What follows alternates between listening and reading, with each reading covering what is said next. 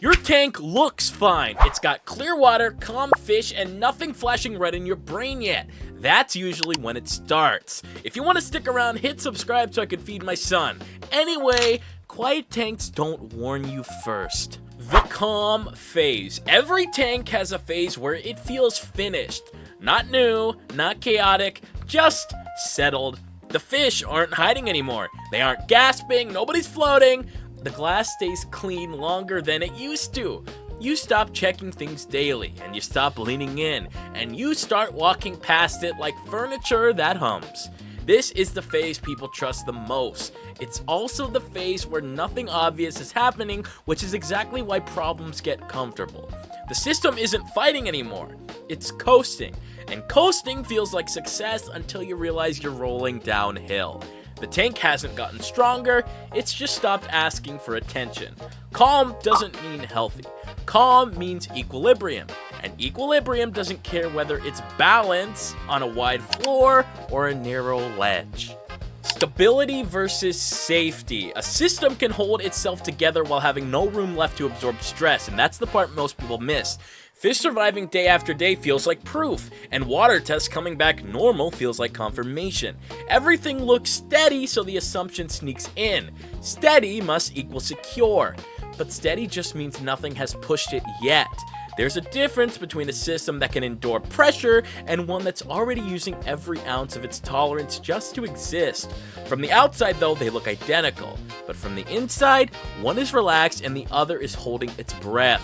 Aquariums don't announce which one they are. They don't shake and they don't rattle, they just quietly spend their margin. And once that margin is gone, the tank doesn't collapse immediately. It waits, and it lets you believe nothing changed. Okay, here's why nothing feels wrong. Most failures don't start with a spike, they start with a strain. Oxygen demand creeps up as fish grow, bacteria multiply, and organic waste thickens the water's workload. Gas exchange doesn't just suddenly fail, it stops keeping up as easily. The surface still ripples, the filter still runs, but the system is asking more from the same openings. Biofilters do the same thing. They don't shut off, they get tired.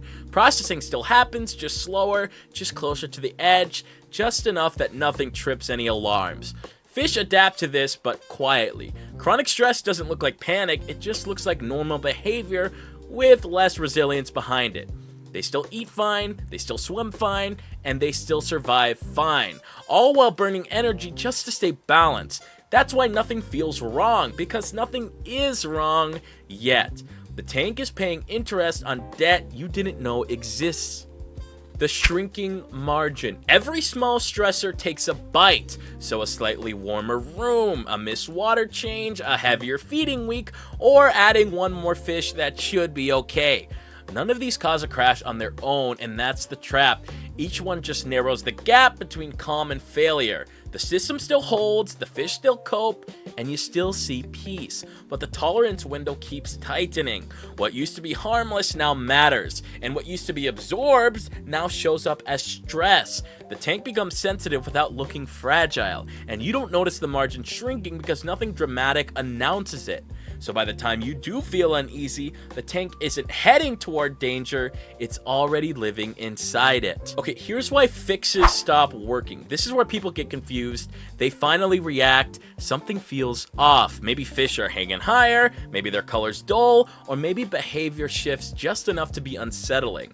So your adjustments start. You do bigger water changes, you add extra aeration, and you clean up things that don't look dirty, pulling knobs that used to help. And sometimes it works, but briefly, because the problem wasn't chaos, it was exhaustion. Late-stage tanks don't respond well to sudden corrections. They're already strained. Large changes feel like punches, not relief.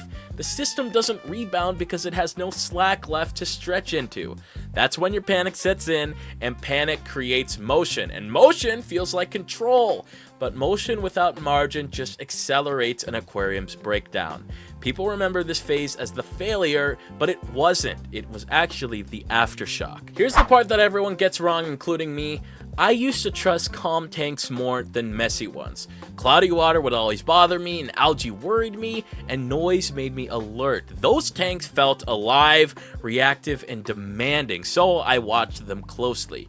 Clean, quiet tanks felt more earned. They felt finished, so I assumed they were past the danger stage. But that belief costs fish, because the tanks that asked nothing from me were the ones I stopped listening to. So they weren't improving, they were settling. And settling is what systems do right before they run out of room. Healthy tanks don't announce vulnerability, they disguise it. The mistake wasn't neglect, it was confidence. Borrowed time. Okay, there's a stretch where a tank isn't improving or declining, it's just consuming what it has left. This is the phase nobody names because nothing announces it. The system still functions and the fish still behave. The water still looks cooperative. But every normal day costs more than it used to.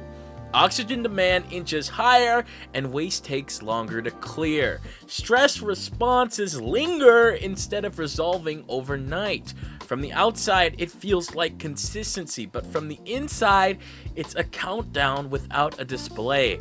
This is why timing feels cruel when things finally break.